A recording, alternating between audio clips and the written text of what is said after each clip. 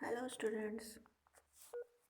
Today we are going to start the novel Kuli, written by Mulk Raj Anand. मुल्क राज आनंद का जन्म सन 1905 में पेशावर में हुआ था। वह इंडो एंग्लियन साहित्य के सर्वाधिक विवादास्पद उपन्यासकार थे। वह केवल एक प्रसिद्ध उपन्यासकार ही नहीं थे, बल्कि एक प्रमुख कहानीकार भी थे। मुल्क राज आनंद के जीवन तथा कैरियर को प्रमुखतः 3 भागों में बांटा जा सकता है। 1905 से लेकर 1925 ईस्वी तक का काल उनका पहला काल था। यह काल भारत में उनके जीवन के प्रारंभ से लेकर उनके इंग्लैंड जाने के समय तक का था।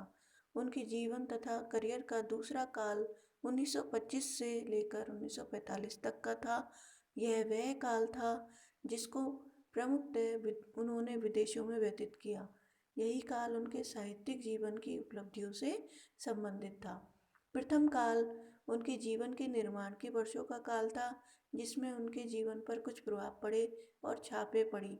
उन्हीं प्रभावों और छापों में उनके बाद के लेखन को प्रभावित किया था। उनके जीवन तथा कैरियर के दूसरे काल तथा भाग में हमको मुल्क राज आनंद एक उपन्यासकार के रूप में दिखाई देते हैं। एक उपन्यासकार बनने के लिए उनको बहुत कड़ा संघर्ष करना पड़ा और वह इस संघर्ष में सफल तथा विजयी रहे। वह एक प्रथम एवं प्रमुख भारतीय उपन्यासकार के रूप में उभरे। अपने जीवन के तृतीय काल में उनका जुड़ाव भारत के सामाजिक तथा सांस्कृतिक जीवन से रहा। इस काल में उन्होंने विशेषकर अपनी कला की पत्रिका मार्ग के लिए कार्य किया। उनके लेखों की दृष्टि से यह काल कुछ निराशाजनक ही रहा। उनके लेखन private life of an Indian Prince, 7 summers and morning face, ये उन्होंने कुछ रचनाएं लिखी थी। भारत में मुल्क राज आनंद ने आनंद कुमार स्वामी के सानिध्य में भारतीय कला का अध्ययन किया और पर्शियन पेंटिंग नामक कृति की रचना की। उन पर टॉलस्टॉय तथा डॉस्टोवस्की का प्रभाव पड़ा। उन पर रूसी लेखक गोर्की तथा अंग्रेजी उपन्यासकार चार्ल्स डिकेंस की भी छाप पड़ी। अब देखते हैं इंट्रोडक्शन टू द नॉवल कुली।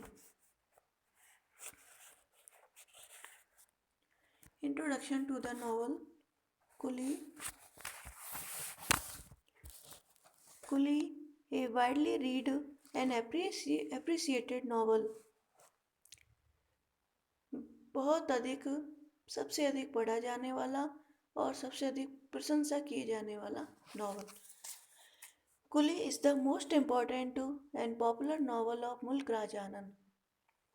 कुली उपन्यासकार मुल्क राज आनंद का सबसे अधिक महत्वपूर्ण और सबसे अधिक प्रिय, सबसे अधिक पढ़ा जाने वाला उपन्यास है।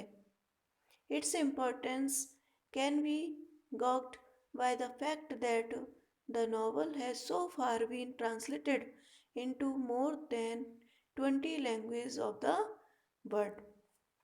इसकी लोकप्रियता का अनुमान तो इसी तथ्य से लगाया जा सकता है कि विश्व की 20 से अधिक भाषाओं में इस उपन्यास का अनुवाद किया जा चुका है।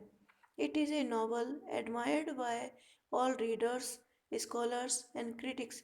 यह एक ऐसा नॉवल है जिसकी सभी पाठकों के द्वारा, सभी विद्वानों के द्वारा और सभी आलोचकों के द्वारा प्रशंसा की गई। It comprise of a number of characters on a much wider canvas than that of his first novel Untouchable. अपने प्रथम उपन्यास अनटचेबल की अपेक्षा इस उपन्यास कुली में काफ़ी अधिक संख्या में कैरेक्टर्स को लाया गया है, पात्रों को लाया गया है और एक अधिक विस्तृत स्थल क्षेत्र को सम्मिलित किया गया है। A critic praises the novel as a work of very high order. एक समालोचक तो इस उपन्यास को साहित्य की एक उत्कृष्ट कृति कहते हैं। He calls it a political novel which satisfies him to the full। वह इस उपन्यास को एक राजनीतिक उपन्यास कहते हैं और उसको यह उपन्यास पूर्ण रूप से संतुष्ट करता है। The novel took 3 months time to complete it. इस उपन्यास को पूरा करने में 3 महीने का समय लगा।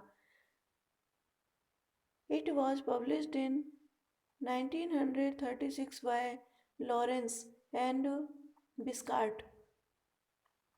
लॉरेंस तथा बिस्कार्ट द्वारा इसको सन 1936 में प्रकाशित किया गया। It is a great epic of misery. यह तकलीफ़ों और दुखों का एक महाकाव्य है। It covers a wide part of Indian land. इसमें भारत के एक विस्तृत क्षेत्र को सम्मिलित किया गया है। Okay, thanks for watching this video. See you in the next lecture video.